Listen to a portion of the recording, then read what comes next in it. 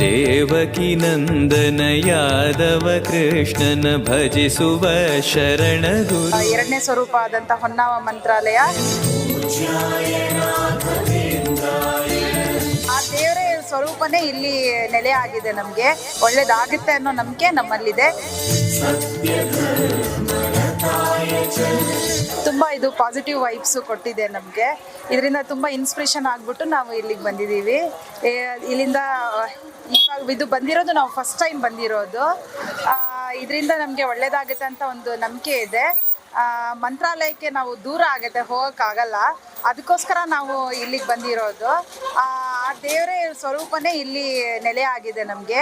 ಇದರಿಂದ ತುಂಬ ದಿನದಿಂದ ಬರಬೇಕು ಅಂದ್ಕೊಂಡು ನಾವು ಮನಸ್ಸಲ್ಲಿ ಯೋಚನೆ ಮಾಡ್ಕೊಂಡಿದ್ವಿ ನಾವು. ಹಂಗಾಗಿ ಇವತ್ತು ಹೆಂಗಿದ್ರು ದಸರಾ ರಜೆ ಸಿಕ್ಕಿದೆಯಲ್ಲ ಮಕ್ಕಳಿಗೆಲ್ಲ, ಅದರಿಂದ ನಾವೆಲ್ಲ ಫ್ರೀ ಆಗಿದ್ವಿ, ಬಂದಿದ್ದೀವಿ. ದೇವ್ರ ದರ್ಶನ ಮುಗಿಸಿದೆ, ಚೆನ್ನಾಗಿದೆ, ಆರಾಮಾಗಿ ದರ್ಶನ ಮುಗ್ದೋಗಿದೆ. ನಮಗೆ ಇದರಿಂದ ಒಳ್ಳೇದಾಗುತ್ತೆ ಮುಂದೆ ಅಂತ ಕಾದು ನೋಡಬೇಕು. ಒಳ್ಳೇದಾಗುತ್ತೆ ಅನ್ನೋ ನಂಬಿಕೆ ನಮ್ಮಲ್ಲಿದೆ.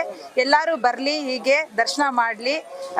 ಈ ಮಂತ್ರಾಲಯದ ಎರಡನೇ ಸ್ವರೂಪ ಆದಂಥ ಹೊನ್ನಾವ ಮಂತ್ರಾಲಯ ದೇವಸ್ಥಾನ ಇಲ್ಲಿದೆ. ಇದನ್ನ ಇನ್ನೂ ಚೆನ್ನಾಗಿ ದೇವಸ್ಥಾನ ಕಟ್ಟೋದಕ್ಕೆ ಭಕ್ತಾದಿಗಳು ಸಹಾಯ ಮಾಡಿ ದೊಡ್ಡದಾಗಿ ಜನಗಳಿಗೆ ಫ್ರೀಯಾಗಿ ದರ್ಶನ ಮಾಡೋಕ್ಕೆ ಅವಕಾಶ ಕೊಡಬೇಕು, ಮಾಡಿಕೊಡ್ಲಿ ಅಂತ ಹೇಳ್ಬಿಟ್ಟು ಆ ದೇವರಲ್ಲಿ ಕೇಳ್ಕೊಡ್ತೀನಿ.